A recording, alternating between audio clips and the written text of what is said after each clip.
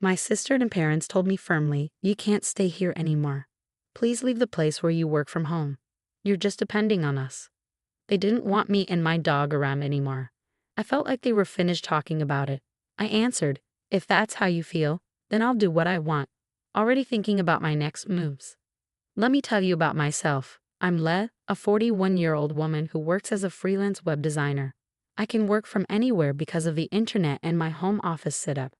I like having my own space and being able to choose my own schedule. But things changed 5 years ago when my parents showed up at my house without warning. When they arrived, they started looking around and hinted at big changes.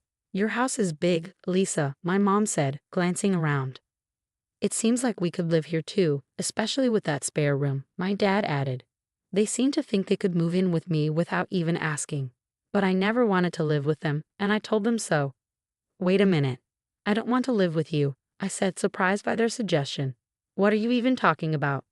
My dad got really mad and snapped back at me. "You've basically taken control of this house, claiming it was from your Uncle Michael, and now you're acting like it's yours. You're sinking pretty low." I tried to explain the truth, saying, "I didn't just take it. I talked to Uncle Michael, and he agreed to give it to me." But my parents were already set on moving in. They said, "Our old house is falling apart, and we can't stay there anymore." Since my mom didn't work and my dad's job didn't pay enough for big repairs, they felt like they had no choice but to move into the house Uncle Michael left me. I felt stuck because I didn't want to leave my parents with nowhere to go, so I reluctantly let them move in. But once they were settled, they started making snarky comments. They teased me saying, "Hey, Lisa, you're in your 40s now. When are you going to settle down?" They always brought up my single status. I'd tell them I love my job and I'm happy with my life. But they and others kept worrying about my love life, thinking I should do what my sister did and get married. But my sister's married life wasn't all smooth sailing either. Still, I wasn't bothered by their comments. I kept telling them that I'm happy with how things are. But one time, my mom overheard our conversation and jumped in. "Don't talk about your sister like that. She's married and has a stable job," she interrupted. I defended myself, saying, "I might not be married, but I have a good job too." But my mom didn't buy it. She kept criticizing me, saying, "You're always on your computer. Are you even making money legally?" I stood my ground, saying, "I earn my money honestly through my work. You don't need to worry." My mom didn't like my answer and scolded me, saying, "How dare you talk back to me? You're nothing like your sister." Being compared to my sister by our parents was something I was used to. She worked in an office temporarily while I chose to work from home. Even though I knew our parents might not understand working remotely, it still hurt to be put down all the time. One day, while I was cooking dinner, the doorbell rang unexpectedly. I was surprised to find my sister Carol there, carrying a lot of luggage. "Hey Carol, what's up?" "It's been a while," I said, surprised by her sudden visit. "I know it's sudden, but I'll be staying here from now on," Carol said urgently. I was confused and said, "Staying here? I didn't hear anything about this." Carol explained, "Didn't Mom and Dad tell you?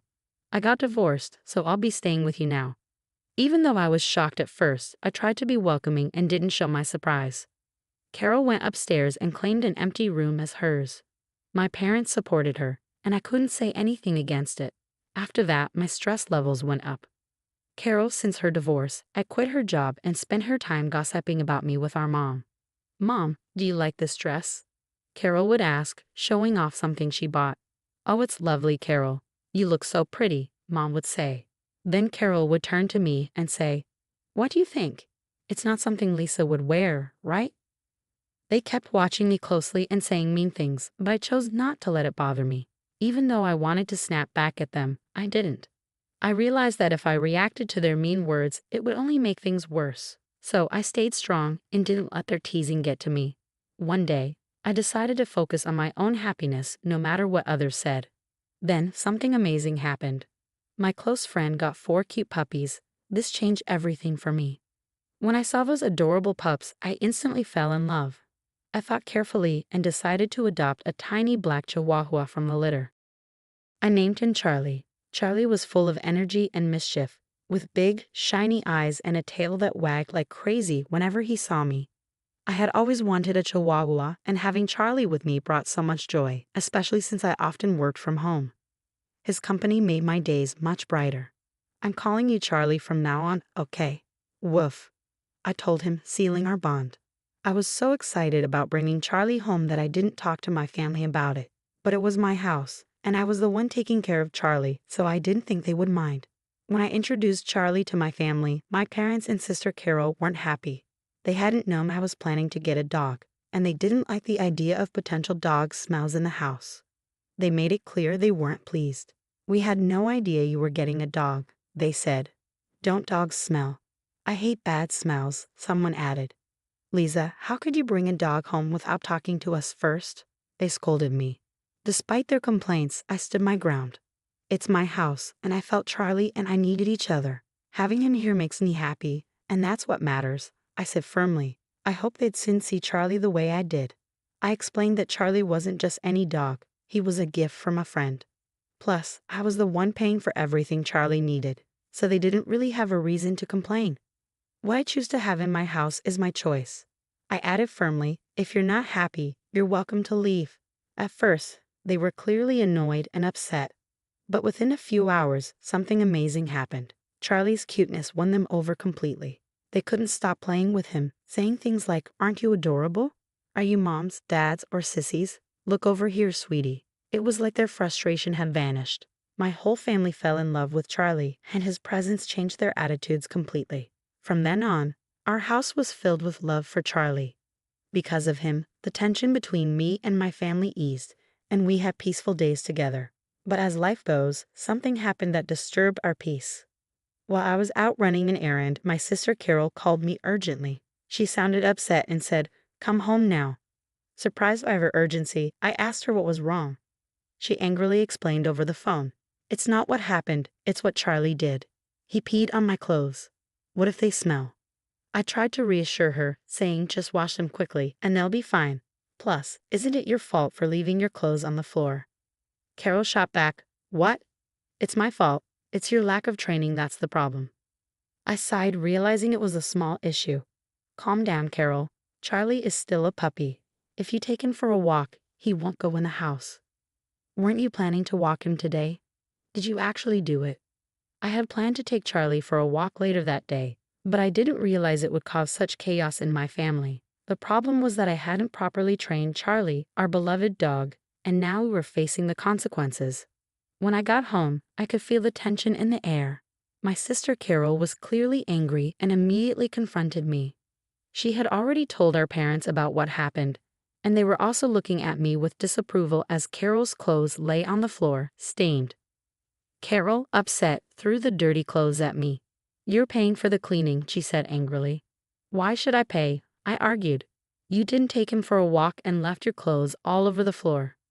My parents quickly joined in, urging me to take responsibility. Lisa, shouldn't you apologize to Carol? They suggested. This mess happened because of Charlie. As they continued blaming me, I couldn't help but defend Charlie. Can't we cut Charlie some slack? Puppies make mistakes, just like babies, I argued. But my family was set on blaming both me and Charlie. This is all because of that dumb dog, my sister snapped again. Lisa, you're lucky you didn't get married. You probably couldn't even raise a kid properly. Her words stung, and I grew frustrated. How can you say that? I protested. If you had taken him for walks and kept the house clean, none of this would have happened. My sister had had enough. She pointed at me and said, I'm done with this. Things had gone from a simple pet accident to personal attacks, showing there were bigger issues within our family. Despite the tension, I knew it was important to stay calm and talk things through, focusing on training Charlie and improving communication within our family. Her words hit me hard. What? I said, shocked. Did you really just say that? I'm standing my ground, my sister said firmly. We don't need someone like you here, wrecking our home, she continued, her words cutting deep, especially since she knew I didn't have a job at the moment. I was stunned. Didn't they realize I was the one paying the bills? As I stood there, shocked by my sister's hurtful words, even my parents sided with her. You should leave, Lisa.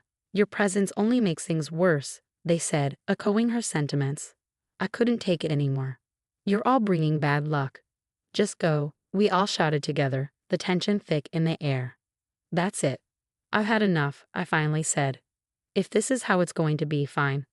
With that, I took charge. I quickly packed my things and left the house with Charlie wrapped in a towel. Revenge crossed my mind, but I knew this wasn't the end. A few days later, as I expected, my sister called me in a panic. "Lisa, help. What's going on with the house?" she asked, sounding anxious. Intrigued by this new development in our family drama, I asked, "What happened? Why do we have to leave all of a sudden?" "We've been told to leave by the end of this month," she said, sounding stressed. It hit me hard, and I couldn't help but wonder if this was a lesson for my family about being more compassionate and understanding. "Why do we have to leave all of a sudden?" Carol asked, her voice shaking with confusion. "I've decided to sell the house," I told her firmly. Carol froze, clearly shocked. "You can't do that. It's not your decision," she said, trying to process what I'd just said. "The house officially became mine a month ago," I revealed, a fact I hadn't shared until now. "Uncle Michael gave it to me, and the title is in my name." "You're joking, right?" Carol's disbelief was clear. "Even if Uncle Michael transferred the title to you, you can't just sell the house like that." "I get your concern," I said, trying to reassure her. "But after you told me to leave, I talked to Uncle Michael. He confirmed that the house is mine now, Carol. He told me to do what I think is best and suggested I distance myself from the family as soon as possible." Carol was shocked, struggling to process this news. "Seriously," she muttered. As we talked, I suspected my parents might be listening in on the conversation. Sure enough, they soon chimed in. "Come on, Lisa, think about what you're doing. We have nowhere else to go," they said, trying to appeal to my sense of family loyalty. "You can't do this to your own family. If you're a good daughter, you'll respect your parents," they added, their tone quiet but firm. "Respect? What are you even talking about? You've always favored Carol over me. And who do you think has been supporting you for the past few years?